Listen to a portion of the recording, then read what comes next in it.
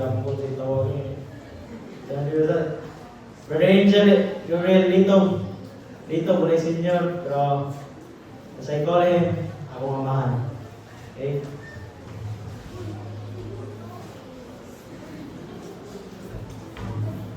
Sa grasya sa Diyos, mayong buntag na tungdangan. Karong kabuntagon, mag-escort kita about sa panalangin.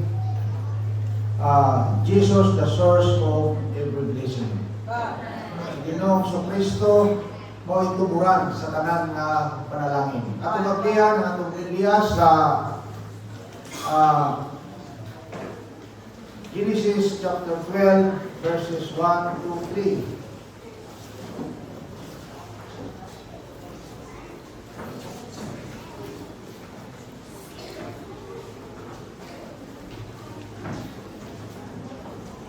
Ang atong scripture reading nasa Genesis chapter 12 verses 1 to 3. Ang atong teksto nasa verse 3. Nanata? Genesis chapter 12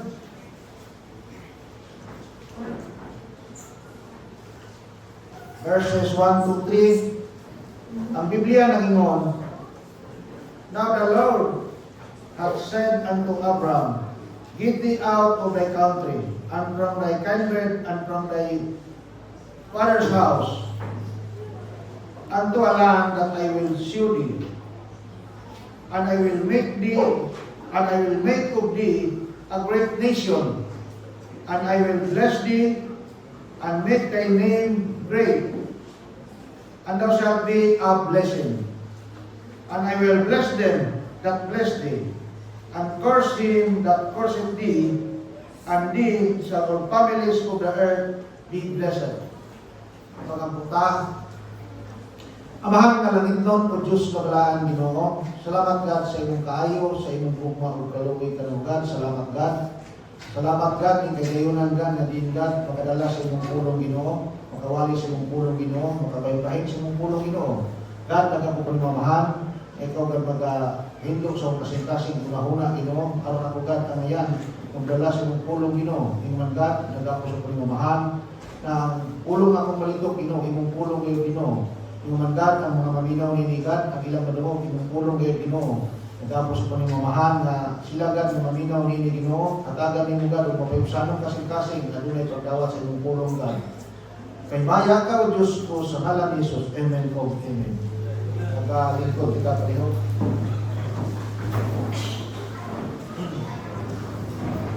Sa Book of Generations,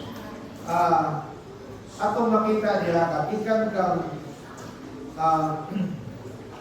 Abraham at to David is 14 generations. Then from David to Gato sa naimos ng captive sa Babylon is 14 generations. Then from carrying away at to Babylon hangtod kang Ginoong Kristo, that is 14 generations.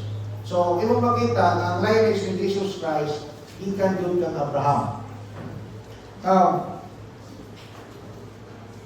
Sa Genesis chapter 12 verse 3, ang Biblia na yun, I will bless them that bless thee, and curse him that curseth thee, and in thee shall all families of the earth be blessed. So, makita sa atong teksto na we call the Abrahamic blessing. The main teaching is that if you bless the Jew, it will bless you. That's why na ang Pilipinas, di panalanginan, tungod yung Pilipinas nag-adapt sa during katong sa ilang kalisdanan panahon, isa itong mga presidente, ang Quezon na Quezon, na gitagaan o biblos ang mga Jews dito sa Pilipinas.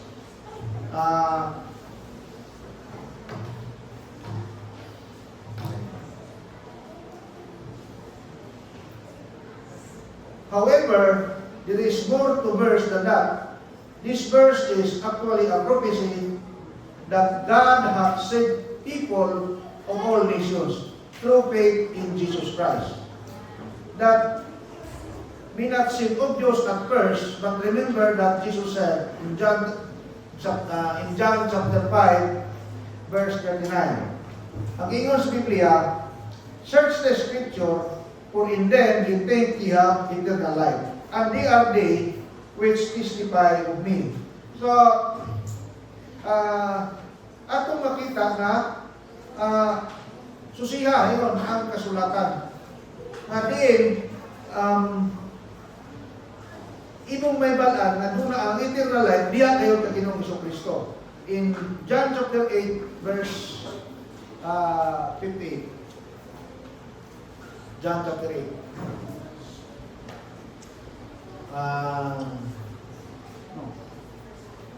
Sugod ta sa verse 56. Jesus said unto them, very, John chapter 8.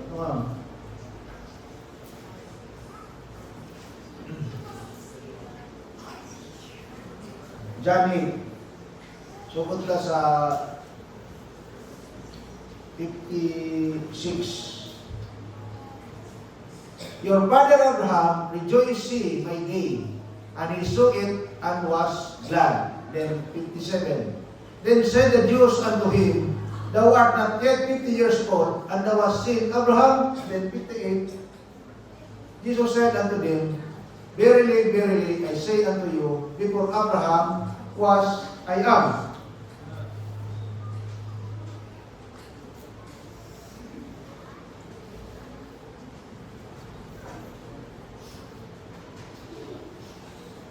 In Luke chapter 24, verse 27, ang Biblia nag-ingon, and beginning at Moses, and all the prophets, he expounded unto them in all the scriptures the things concerning himself. Now, balik ka sa teksto sa atong ngayon sa Genesis chapter 12, verse 3. And I will bless them, and bless thee, and curse thee,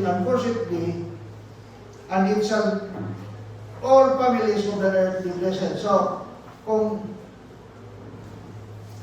atong tanawon ka na versikulo sa verse 3 in particular, adunay komento sa New Testament sa Galatians chapter 3 verse 8. Galatians chapter 3 verse 8.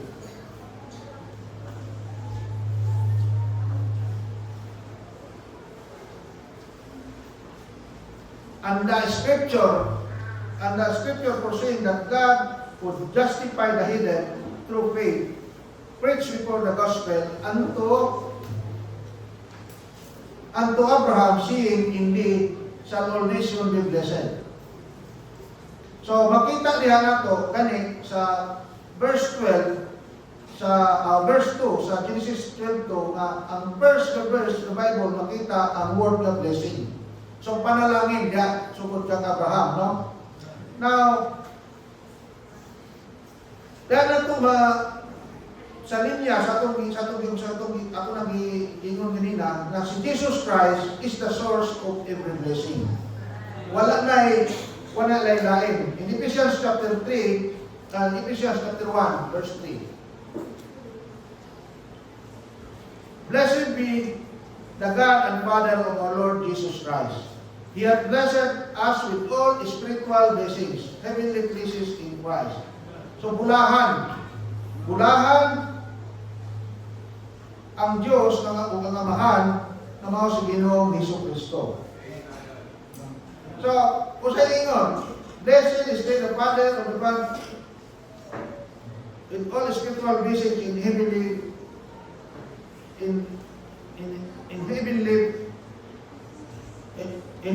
places in Christ. Now, unsa may makita, unsa man ang mga panalangin. Unsa din ang mga panalangin ang ingon na si Ginoong Jesucristo is mo tumuran sa mga panalangin. Una, Jesus blesses the hidden. Sa mga pagano, bisan pa man sa mga dili magtotoo, si Ginoong Jesucristo nagapanalangin gyapon, no? Sa verse sa Galatians chapter 3, verse 8. And the scriptures foreseeing that God would justify the hidden through faith, preach before the gospel unto Abraham, saying, indeed, shall all nations be blessed. So, bisan pa man nga mga pagano, dili magtotoo, si Ginoong Hesus-Kristo sa gihapon nagapanalangin. Kaya gani, in fact, kita sa una, di man sa tamang totoo. Pero, si Ginoong Hesus-Kristo, walang tamang pasakdi. No? Yung sa man, hindi nga panalangin sa mga pagano o sa mga dili magtotoo. He declares us to be just. Romans chapter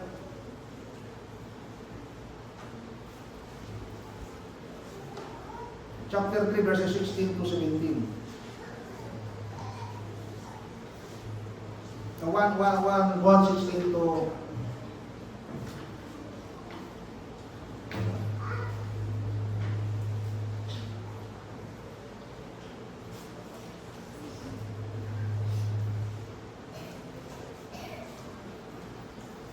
Romans 1:16 to 17.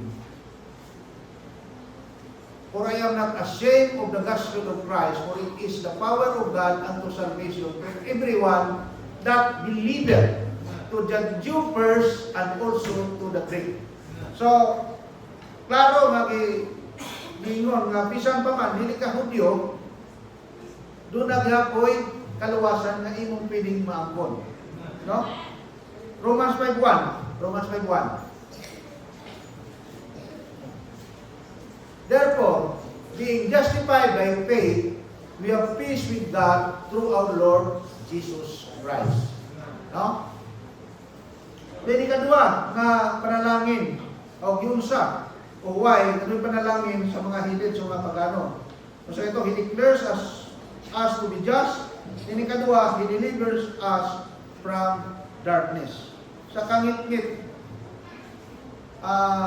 gilibre ta niya sa Psalms chapter 15 verse 28.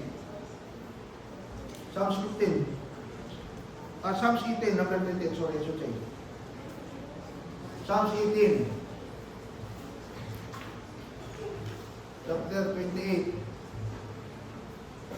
For thou wilt light my candle, the Lord my God will enlighten my darkness. Dili katulo nga mga unsa o how yung unsa ang panalangin ngadto sa mga pagano. Katulo, He designates us as a children of Abraham. Balik ta sa Galatians 3:8. And the scripture for saying that God would justify the hidden through faith. So pasabot, kung bisan pa man kita ang mga pagano dili magtotoo, apan kung ikaw totoo kag Ginoong Hesus-Kristo sa mga giwali about sa maayong balita, ikaw gyapon panalanginan. Dili kadua nga mga panalangin. Kung sa man mga panalangin na tumuran sa mga panalangin na gikan kag Ginoong Hesus-Kristo. Sa una, Jesus blessed the hidden. Ikadua, Jesus blessed the house of God. In Matthew chapter 18 verse 20, for where 2 or 3 are gathered together in my name, there I am in the midst of them. So karon sa panimalay sa Dios, pwedeen aniya kita sa Ginoong Hesus-Kristo aniya karon taliwala kanato. Sa dihang ang mga katawan sa Ginoo nagatigom, nag-iiskot sa pulong sa Ginoo ang Dios anaa sa taliwala. Sa dihang mag-iskot, kung ikaw na dunay Bible study at dunay mga panag-iskot sa panimalay sa mga katawan, din kamo nagatapog si Ginoong Hesus-Kristo anaa diha naga sa taliwala.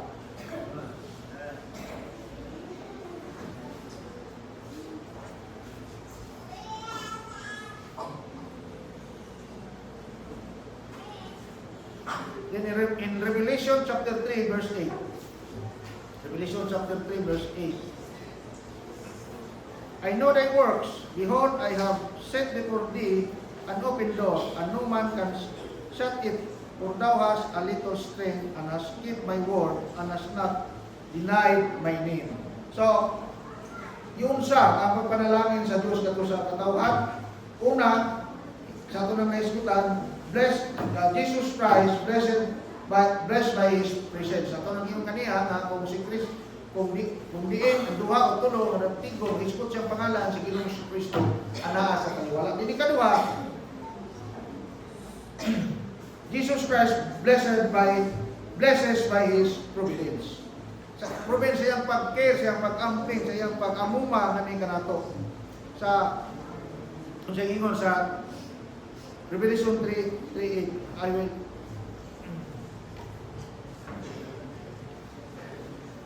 I know thy works, behold, I have set before thee an open door. Open door. So, pasabot, kung kinsa ka ito, mudungol kang Kristo, abri ang pultahan. Walay dili si Kristo mo balibat. Kung ikaw mudungol kang Kristo, bisan pa man, kung unsa ka makasala, kung sa ka kadakutan, ang pultahan abri. Walay balibaran si Kristo kung ikaw magpaubos sa imong kaugalingon.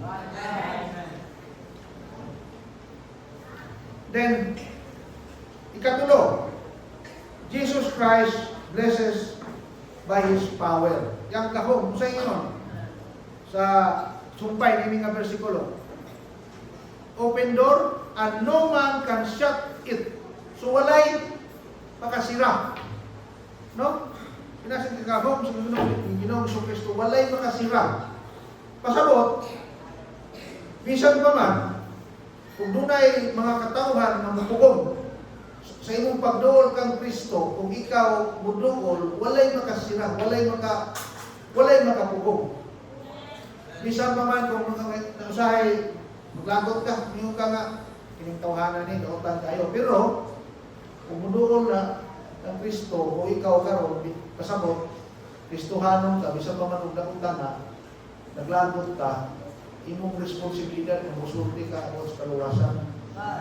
No? Ayaw isira ang buwan kay ato ng tulubabon as Kristohanon. Kaya sila, huwag na kay balong, balik ay, pag kinahanglan nila mong dawat, ang Kristo, isang lang buktok, isang lang magluluwas. Then ikaw pa, Jesus Christ blesses by His presence. Siyang pulong. Tungkol kay ang pulong sa Diyos, puno sa pagtulunan o puno sa kaibalo. Kung saan nga mga panalangin, Jesus is the source of every blessing. Una, Jesus blesses the hidden. Ikadua, Jesus blesses the house of God. Then ikatulo, Jesus blesses the home.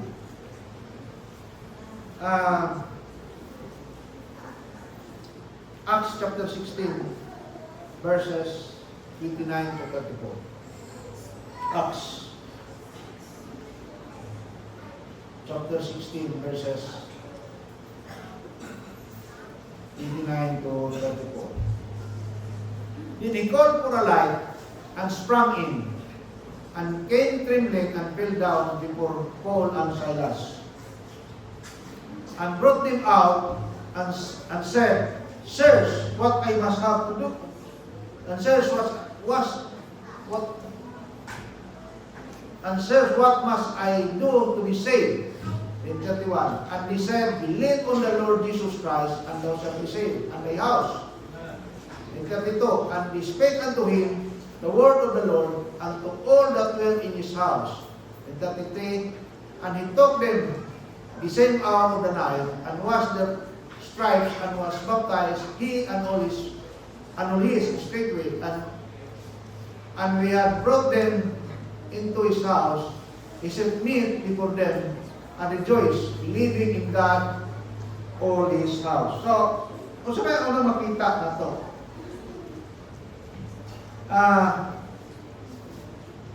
Ang naitako mo rin, sabihan si Paul o si Silas, na preso ni sila. But then, bisan pa man sila, tuwa sa prisuhan. Sila gihingo. Nag-ampo, nag-awit, sa verse 1. Ito tayo, verse 25 to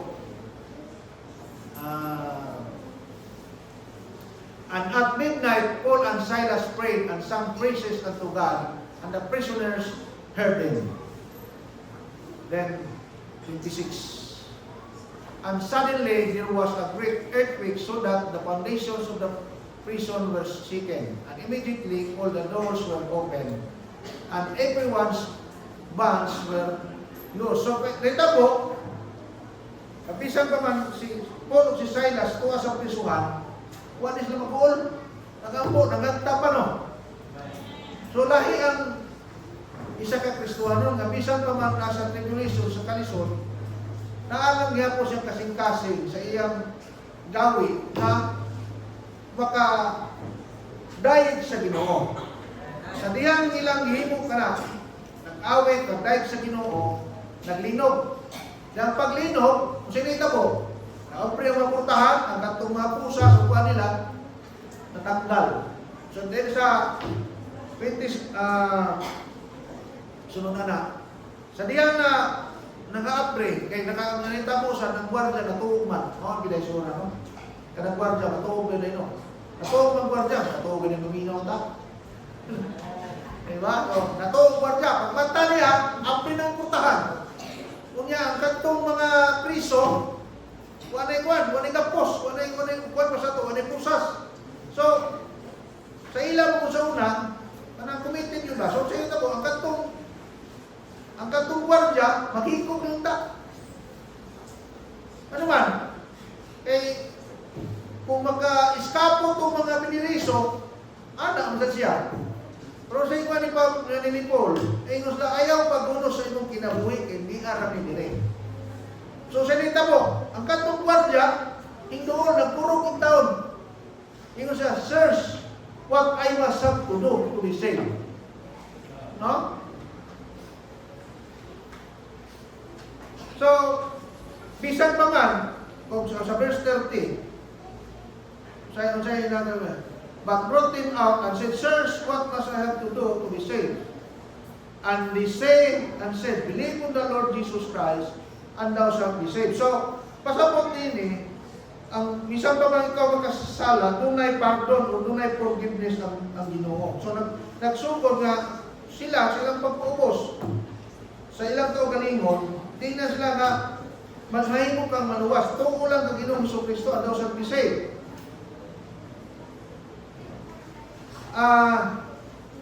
Kung i-connect pa na ito na sa atong sitwasyon karon, sa isa ka pamilya, kung dunay isa na maluwas, makadubog sa pulong sa Ginoo, pagkatay-katay ng mga way tawag sa atong sumpatan,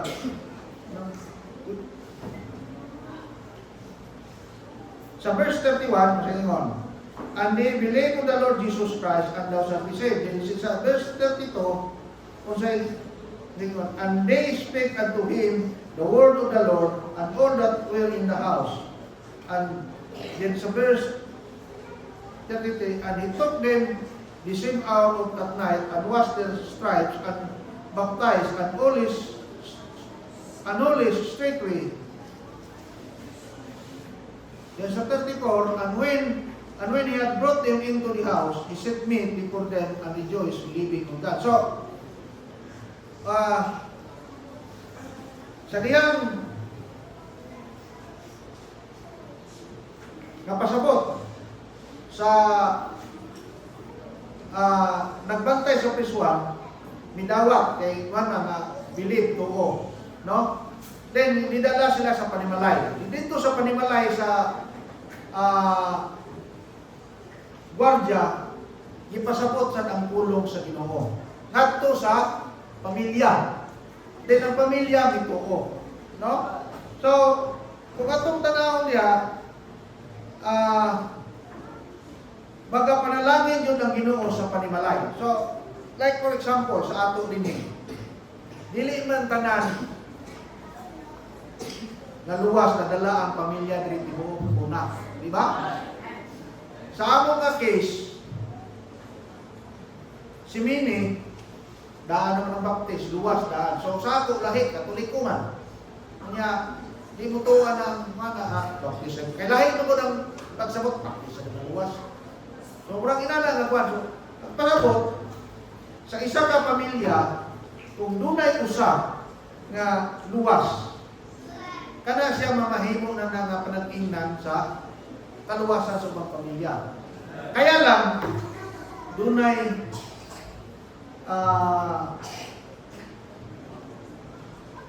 angay buhato ang sa nga angay buhato mo sa man. Kung ikaw karon luwas sa imong pamilya, intaw ayaw ipakita ang pagka barumbado sa imong pamilya. Ipakita ang kausaban sa imong kinabuhi. Ano ba? Kung sa inyo sa Biblia, it is a faithful saying, saya na,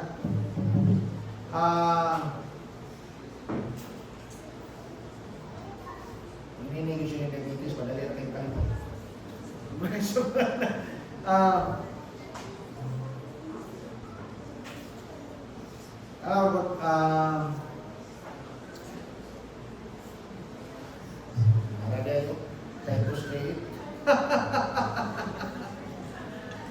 It is a faithful saying, and these things I will that affirm constantly, that they which have believed in God might be careful to maintain good works.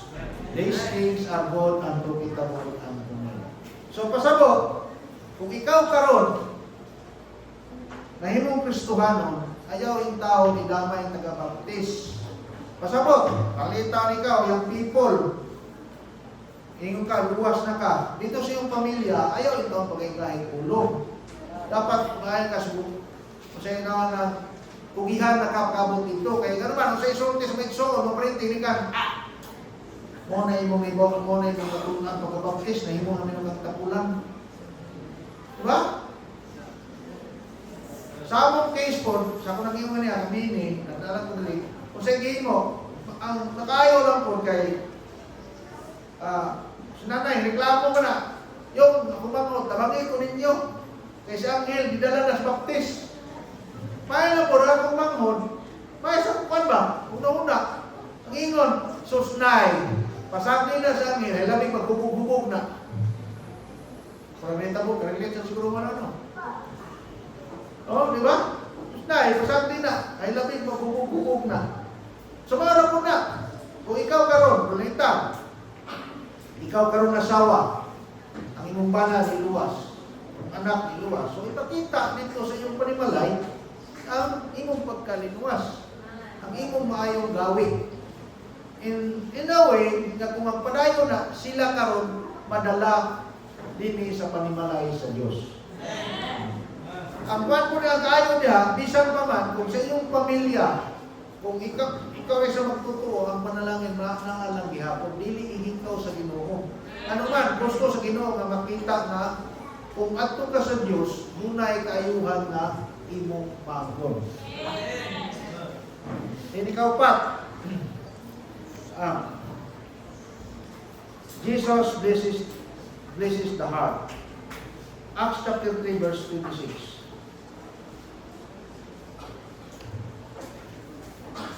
Acts chapter 3, verse 26. And unto you first God, having raised up His Son Jesus, sent Him to bless you. Unto you first God, having raised up His Son Jesus, sent Him to bless you, in turning away every one of you from his iniquities.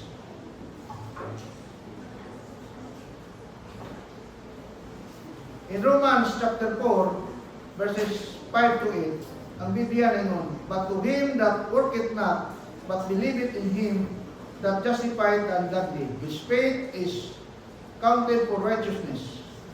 Even as David describeth the blessedness of the man, unto whom God imputed righteousness without works, saying, Blessed are they whose iniquities are forgiven, and whose sins are covered. Blessed is the man to whom the Lord will not impute sin. Jesus saves us, and this is our hearts. So, unsaon man, unsay imong makita nga panalangin diha sa imong kasing-kasing kung ikaw luwas kay Kristohan. Una, makita diha nga dunay forgiveness. Ano ko bantay na kung doon na magaling mga tao na nag-take advantage nimo or kanang makita nimo nga nagpandutan nimo ba.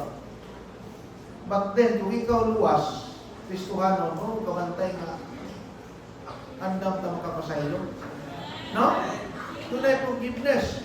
Kaya man, kung magsigilan ta kasuko, maglago ta, kung hitabo, kita na yun idautan, kita na yun makasala na yun ta. Ano man, tungkol kay ang panalangin sa Diyos, makahatag na itong kagawasan. Doon ay freedom. No? Then, ang panalangin sa Diyos, sa itong kasing-kasing, doon ay fullness of joy. Kalipay. Kapisan pa man ito, taliwala sa kalisdanan sa itong kinabuhi, daghan man tag mga problema, adun na gyakoy kalipay. Kalipay nga di ito nga, ano man, kung magkinaunsa man, atong kalag atos langit. Ang Diyos mag-supply sa atong mga panginahanglanon. But God shall supply our needs according to His purpose. So, kung ikaw karon buwas, pasabot na mo, is that dunay kalipay panalangin sa Diyos nga ni sa itong kasing-kasing. So, mga igsoon, atong hinumduman nga in Jesus Christ is the source of everything. Is the source of every blessing. Kung sa man yung panalangin, una, Jesus Christ blesses the hidden. Sa mga pagano, bisan pa man sa likod ko. Then Jesus Christ blesses the house of God. Sa atong, bisan naman sa atong panimalay, ang Diyos magapanalangin kayo kinato. Then Jesus Christ blesses the home. Then Jesus Christ blesses the heart. And that, the greatest blessing katong nadawa gikan sa Dios mao ang salvation. Kaluwasan. Ano man, kaya kamatuoran kinang tanan balunta na utang. Kang walay tarong nato, as it is written, there is none righteous no not one. Ano man, tungod kay ang tanan nakasala. For all of sin and comes short of the glory of God. Mao mangani na tungod sa kanako sa gugma sa Dios kani kanato, iyang gihatag iyang bugtong pinalanggang anak. Kinsa katong mudawat mo kaniya makabaton og kinabuhi walay katapusan. John 3:16. For God so loved the world that He gave His only begotten Son, that whosoever believeth in Him should not perish but have everlasting life. Mao mangani na nakadako tungod sa kadako sa gugma sa Dios kani kanato si Ginoong Kristo nagpakamatay tungod alam natin. Yang ipakita yung gugma kanato. Romans 5:8. But God commended His love toward us, that while we were yet sinners, Christ died for us. Amen. Mga puta. Amahan ka langit noon, salamat God sa iyong mapulong God. Salamat God sa iyong panalangin na dihatag ka ng God sa among kaluwasan sa among kalabino. Salamat God na ikaw dahil God sa panalangin na namang sa katapusan mo. God, na among mamahan na ay mong pulong Ginoo, dili may mong kawang God, ay mong pulong God, hatag kini kanamo God, exhortation Ginoo na ikaw Ginoo, o si Ginoo Hesus Kristo God, mo ituguran sa tanan nga panalangin Ginoo. God, wala kami mahimo kung ikaw sa mong kinabuhi Ginoo. May maya ka, Diyos ko, sa ngalan ni Jesus. Amen.